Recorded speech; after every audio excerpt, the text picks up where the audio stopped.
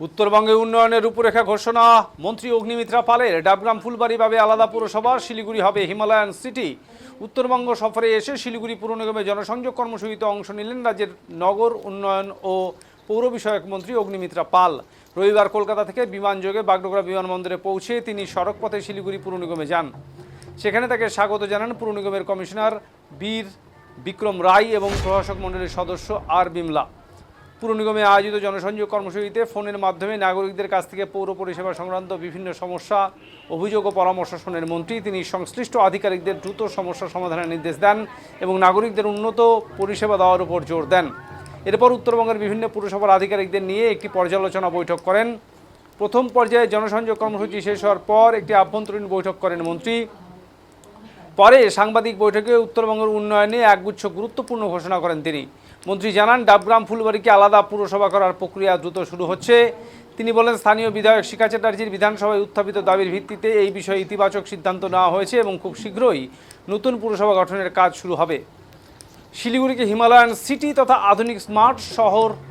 আধুনিক স্মার্ট নগর হিসেবে গড়ে তোলার পরিকল্পনার কথাও জানান তিনি। তার দাবি, এই প্রকল্প বাস্তবায়িত হলে শিলিগুড়ি উত্তর পূর্ব ভারতের অন্যতম গুরুত্বপূর্ণ বাণিজ্যিক কেন্দ্র হিসেবে আরও বিকশিত হবে। মন্ত্রী জানান, কোচবিহারের উন্নয়নের প্রায় 30 কোটি টাকার প্রকল্প নেওয়া হয়েছে। পাশাপাশি কোচবিহার শহরকে স্মার্ট সিটি হিসেবে গড়ে তোলার পরিকল্পনাও রয়েছে।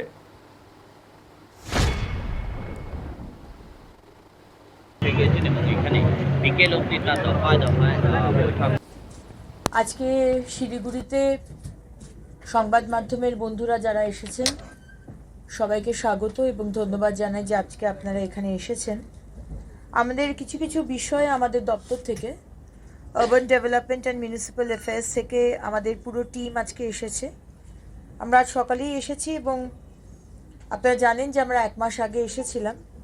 আমরা তার রিভিউ মিটিং করতে এসেছি এবং আজকে প্রথম আমরা মুখোমুখি যে প্রোগ্রামটি আমরা আমাদের দপ্তর থেকে করি, যেখানে সাধারণ মানুষের যারা আরবান এরিয়াতে রয়েছেন তাদের সমস্যার কথা শুনি, তাদের আইডিয়া পরামর্শের কথা আমরা গুরুত্ব দিয়ে নিই। সেরকম আজকের প্রথমবার আমরা শিলিগুড়ি মিউনিসিপ্যাল কর্পোরেশনের আন্ডারে যারা যারা আছেন তাদের কথা শুনলাম। 37টার মতো ফোন আমরা নিতে পেরেছি। তার মধ্যে 34টা শিলিগুড়ি থেকে ছিল, বাকি কয়েকটা পঞ্চায়েত এরিয়া ছিল, সেটাও আমরা নিয়েছি এবং 1-2 কলকাতা থেকে ছিল।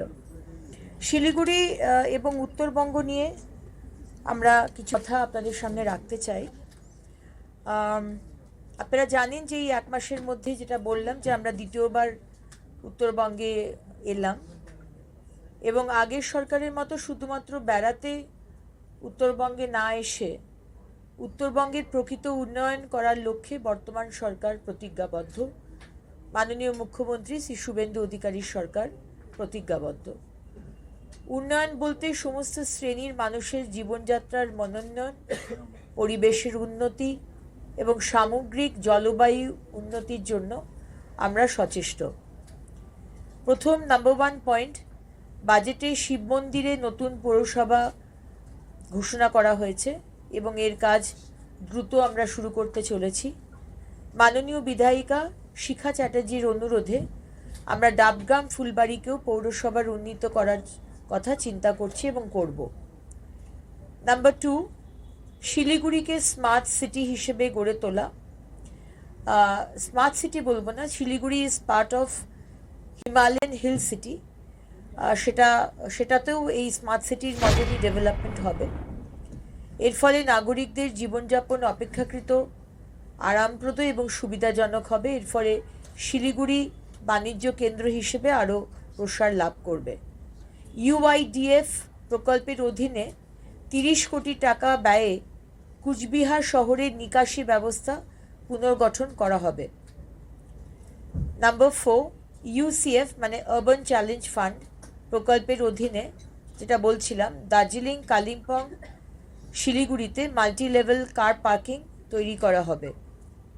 নাম্বার 5, শিলিগুড়ি এবং জলপাইগুড়িতে ভারত পেট্রোলিয়ামের সঙ্গে সিবিজি প্লান্ট তৈরি হবে। এর ফলে দৈনন্দিন বর্জ্য পদার্থ প্রক্রিয়া তাড়াতাড়ি হবে। যে সলিড ওয়েস্ট ম্যানেজমেন্ট যেটা আমরা ভীষণভাবে চেষ্টা করছি, এবং 15 বছর ধরে আগের সরকার এই সলিড ওয়েস্ট ম্যানেজমেন্ট নিয়ে কিচ্ছু ভাবেনি, কোনো কাজ হয়নি। যেখানেই যাই সেখানেই প্রথমে স্বাগত জানাই এই পাহাড়ের মতো লেগাসি ওয়েস্ট। সেই সলিড ওয়েস্ট ম্যানেজমেন্ট কিন্তু আমাদের দপ্তর থেকে ইটস ফার্স্ট প্রায়োরিটি। উত্তরবঙ্গের প্রতিটি শহরে আধুনিক বাসস্টপ তৈরি করা হবে। আধুনিক বাসস্টপগুলো এরকম হবে যে তাতে সোলার প্যানেল থাকবে, এবং সেই সোলার প্যানেল দিয়ে বাসস্টপের পিছন দিকে আগের মুখ্যমন্ত্রী নিজের ছবি লাগিয়েছিলেন। আমরা সেটিকে ডিজিটাল অ্যাডভার্টাইজমেন্টের জন্য ইউজ করব। সেই রেভিনিউ ইউএলবিতে যাবে, পৌরসভাগুলোতে যাবে। সেখানে বাস কোন সময় আসছে তার টাইমিং থাকবে, আপনার মোবাইল চার্জারের চার্জিং পয়েন্ট থাকবে। কোনো বাস স্টপে ওয়াটার ভেন্ডিং মেশিন বা সফট ড্রিঙ্কস ভেন্ডিং মেশিন থাকবে। বসার জায়গা থাকবে কমফোর্টেবল, শোয়ার জায়গা থাকবে না। এখন বেশিরভাগ ক্ষেত্রে দেখি সব শুয়ে আছে, ঘুমাচ্ছে, সেটা থাকবে না, বসার জায়গা থাকবে। এবং যদি বাচ্চার মাকে, যদি ছোট নিউবর্ন বেবিকে নাপি পাল্টাতে হয়, তাহলে তার টেবিলও থাকবে। এবং এই বাসস্টপগুলোর দুপাশে হ্যাঙ্গিং গার্ডেন থাকবে, যেরকম আমরা দেখি আজকাল আমরা ব্রিজের তলায় যে পিলার্সগুলো, সেগুলোকে আমরা হ্যাঙ্গিং গার্ডেন দিয়ে অনেক জায়গাতে, কলকাতায় বিশেষত আমরা ডেকোরেট করার চেষ্টা করছি। তো এই বাসস্টপের দুধারে হ্যাঙ্গিং গার্ডেনও থাকবে। মন্দিরের ব্যবহৃত ফুল থেকে ধূপকাঠি এবং আবির তৈরির প্রকল্প নেওয়া হয়েছে। জল্পের শিব মন্দির, ভ্রামরী দেবী মন্দির এবং মদনমোহন মন্দিরে দুর্গাপুজোর আগেই এর প্রকল্প শুরু হবে। নাম্বার 8, জলপাইগুড়ি জল প্রকল্পর পাশের 5টি গ্রাম পঞ্চায়েতকেও আমরা জল দেব। কারণ আমাদের যে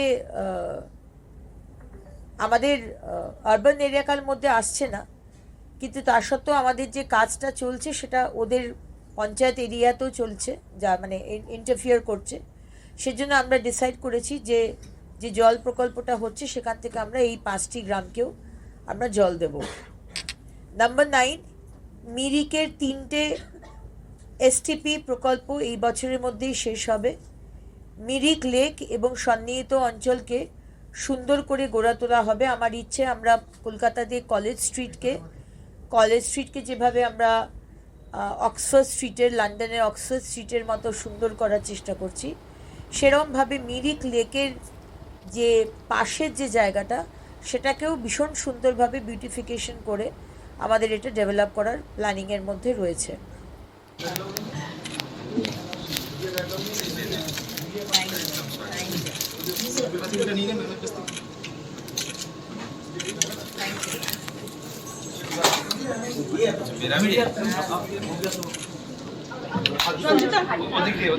रंजिता मैडम